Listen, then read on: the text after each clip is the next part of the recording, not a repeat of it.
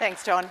I can tell you I've never wished so much that I was in my mid-20s wearing a silver dress with silver shoes, had great legs and an amazing voice, because I know after last night that then I'd have your attention.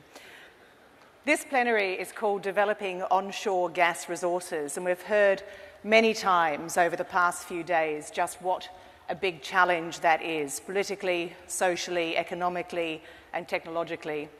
We've got plenty of gas, but it seems unclear exactly what this industry is going to look like in the future.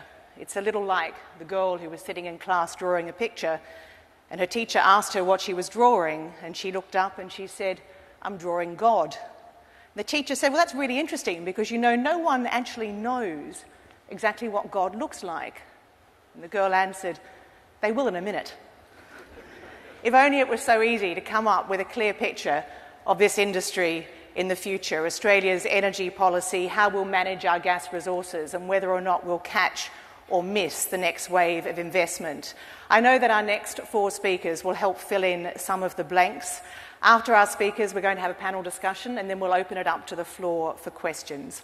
So without further ado, we'll go straight to our first speaker this morning. I'd like to invite Derek Fisher, Managing Director of QGC, to the podium. As you know, QGC is a BG Group business. Derek is speaking on developing the QC LNG project, lessons and legacy.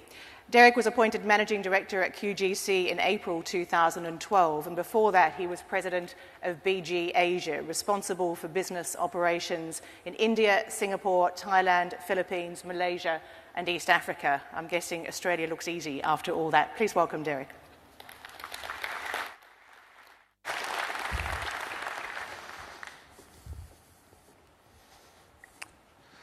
Well, thank you, Ali. Good morning, ladies and gentlemen. It's a pleasure to be here today. Let me start by acknowledging the traditional owners of the land where we meet today, and also to thank APPEA for putting on this wonderful conference. You know, it's very important that we as an industry meet at events like this to share knowledge, best practice, so that we can limit impacts and maximize the benefits that we're bringing to society. Well, today I'd like to talk about our project, the QC LNG project, the lessons that we've learned, and the legacy that we're building. But let me start with a little history. So the BG Group entered Australia in the coal seam gas business here in 2008, and this is what we found. I mean, basically, coal seam gas has been around for 100 years. Farmers have noticed it bubbling out of the ground. Sometimes they light it for fun. But it wasn't until 1976 that the first exploration occurred. That was up in the Bowen, and interestingly, the first two wells were a failure, showing that nothing is easy with our industry. Then it took about another 20 to 30 years to actually commercialize the industry. And again, it was centered in the Bowen. And this was the state of play about 5 years ago. The market was small. The companies involved, centered around Roma, were relatively small. Prices were low. Interestingly, a little like today, the costs to explore and develop were relatively speaking high. And it's interesting to remember that as recently as 2007, there was talk about piping gas from Papua New Guinea to Queensland to serve Queensland's energy supply needs. But with that, the coal seam gas business did establish a foothold. But again, as I said, the companies tended to be small. You know, they struggled to meet the funding for their next well, but they did surmount the technical challenges, and actually they proved up a huge resource, so we really owe them a debt of gratitude. But because they were smaller, they didn't always have the resources and the capabilities to manage the interfaces with the communities and the landowners. And so, to be honest, the first impressions of our industry were mixed. And that's the situation BG came into in 2008. And we were the first of many larger players to enter the coal seam gas business. And of course, we brought with us a lot of technical capabilities. But we had things to learn too. We have never done in the past a job that covered this level of geographic area, involving thousands of wells as opposed to a few. And most importantly, requiring interaction with thousands upon thousands of communities and people each and every day. So, what have we learned? Well, interestingly, nothing technical. We always seem to get the technical side correct. I mean, we know how to drill wells. We know how to build LNG plants. We know how to put pipe in the ground. You know, our lessons learned, and there's really three big ones, have been more what I would call behavioral and cultural. The first is the need for continuous advocacy. Basically, we need to tell our story better. You know, many of us, myself included, are engineers by background, and we shy away from public debate. However, sometimes I wonder, how did we, this industry, become such a political football? You know, as a major proponent, we embraced the public consultation process and engagement process that's required to get our environmental approvals in Australia. We conducted over 4,000 consultations with communities and people to discuss what we were going to do, the potential impacts, and how we were going to manage those impacts. The process took 3 years, cost not insignificant, in the order of $25 million. Our environmental impact statements, compliance reports, data, it's all publicly available for anyone to see, over 12,000 pages in all. Our project alone has more than 1,500 state and federal environmental conditions, underpinned by a further 8,000 subconditions. This is probably the most regulated industry in Australia. And so much light has been shown on it that, to be honest, it's sunburned. But apparently, this has not been enough for our critics. And we underestimated the power of misinformation from such people and some of the exaggerated claims, such as, we're going to poison the aquifers, we're going to drain the Great Artesian Basin, we're going to permanently alienate farmland. We underestimated the potential for this misinformation to be reflected in costly legislation and regulation designed not to address environmental issues, but to appease a vocal minority. We underestimated the speed which this lobby, unconstrained by scrutiny, can act, which, to be honest, is beyond the ability of industry and our associations to respond. And we underestimated the unwillingness of people who hold these extreme anti-development views to conduct a fact-based discussion. So the first learning for us is that these past few years should cause the resource sector to seriously think about how it modernizes our approach to public and policy advocacy. We need to constantly make and remake the case for our industry and the numerous advantages it is bringing to Australia, and, to be blunt, have the willingness to take on our critics directly with the facts and to expose their agenda for what it often is, anti-development and anti-fossil fuels. I think you will see our industry being much more active in this space going forward. The second lesson is around safety. Like everyone in this industry, we put safety first. It's our highest priority. We share with everyone the goal for zero injuries. However, the sheer scale of the safety challenge we face is daunting. Now, the good news is our project alone today employs more than 11,600 people in Queensland. However, the challenge is many of them are new to this industry. And unlike what we're used to dealing with, these 11,600 people are dispersed over a wide geographic footprint, often working in small groups on their own. The other good news is that we have significant involvement with local small and mid-sized companies, but they, like their employees, are often new to this industry. And this is all happening in the backdrop of rapid growth in employment. I mean, we have more than doubled the number of people working on our project in the last year. Currently, we're expending something like 3 million man-hours a month on this project. So that's the challenge.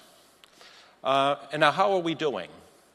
Well, if you look at the most recent APPEA statistics, the rate of injuries requiring medical attention per million hours worked is 4.7. For the industry as a whole, it's under 2. And if you compare that with BG, it's about less than 1. So clearly, we as an industry have more work to do when it comes to safety. So we, QGC, have significantly sharpened our focus on safety. We've increased training. We're working closer with our contractors to instill the message each and every day that safety is our #1 priority. And we, as an industry, are working close together as well. So several years ago, we agreed that we would not adversely compete on safety. Our safety managers have been given full authority and are encouraged to work together on common challenges. We deliver joint programs, such as the Medical Evacuation Helicopter Service in the Surat Basin, and now I'm happy to say in Gladstone. We work together on joint initiatives on driver training, heavy haulage standards, fatigue management, bushfire safety, mutual emergency response capability. So we have made progress, but we need to do more if we're going to meet our goal of 0 injuries. And the third big lesson has been around community relations, living with our neighbors. Put simply, we're not used to it, and criticism of our industry's operations is sometimes warranted. We are the first to admit that some of our operational aspects are not up to the standards we desire and expect. Now, we are learning to work better with our contractors to get the simple, respectful things right, like closing farm gates, like driving carefully, behaving as if our families were watching us at work. You know, we acknowledge that gas leaks from wells are unacceptable, even if they might pass a regulatory standard of safety. That's why we have fixed them. We acknowledge that people want to know why gas is seeping from the Condamine River, even though it's been doing so for generations. That's why we're studying the cause of this phenomenon. We acknowledge that we are bringing change to the communities where we operate. That's why we have Queensland's most comprehensive social impact management plan. We, as an industry, need to set the bar as high as possible in how we treat the communities where we live and work.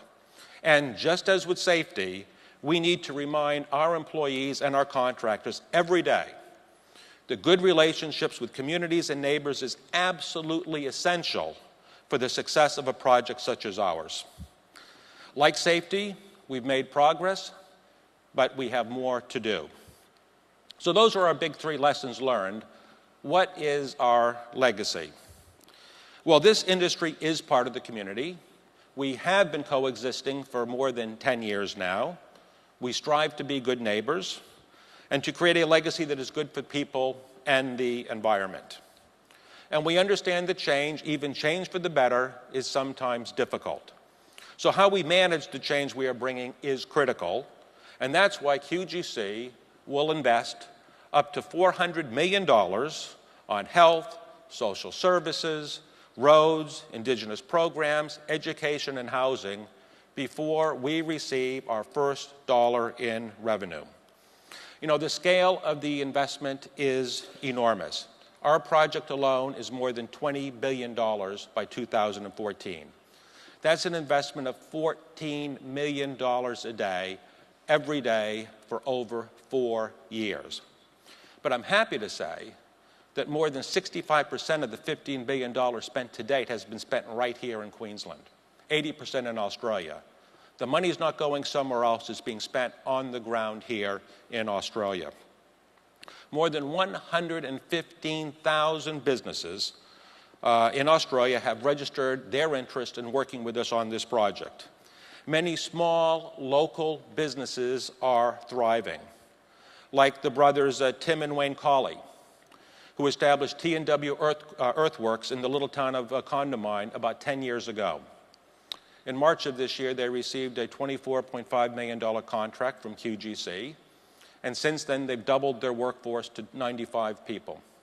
That's just one of many, many, many similar stories of how small and mid-sized businesses in the local communities are benefiting from our project. We're creating each and every day 50 new jobs in the area. And once the project is in full operation, we, QGC, will be contributing in the order of $1 billion a year to the federal and state revenues. Now, to put that in perspective, that's the equivalent of building 20 new primary schools or 1,000 new hospital beds. That's 1 year. This project will go on for decades. We're also rejuvenating rural communities, broadening farm incomes, increasing school enrollments, improving health services and roads, and critically, giving young people a reason to work and live in their hometowns. If someone in Chinchilla wants to have a good, high-paying job and stay in Chinchilla, that's now available. They don't have to leave home and go to Brisbane. And turning to the industry, LNG export from Eastern Australia is stimulating and will continue to stimulate extensive exploration and development. This is likely to increase the amount of gas available for sale, so that just will not enhance security of supply, but it will reduce pressure on prices by creating new sources of supply and competition. And that's exactly what has happened in the United States. Environmentally, just to give one example, in the gas fields, we take salty water, and through an investment of more than $1 billion on our project alone, we purify it for use by farmers in local towns, thus allowing them to rest already stressed aquifers. And while renewable energy options do not yet have the characteristics and scale to meet the world's rising energy demand, natural gas, with its relatively low emissions, is an important part of Australia and the world's energy mix. We are part of an industry that is helping people to breathe cleaner air in some of the developing world's most populated cities and provide electricity so people do not have to cook using firewood, coal, or, to be honest, cow dung.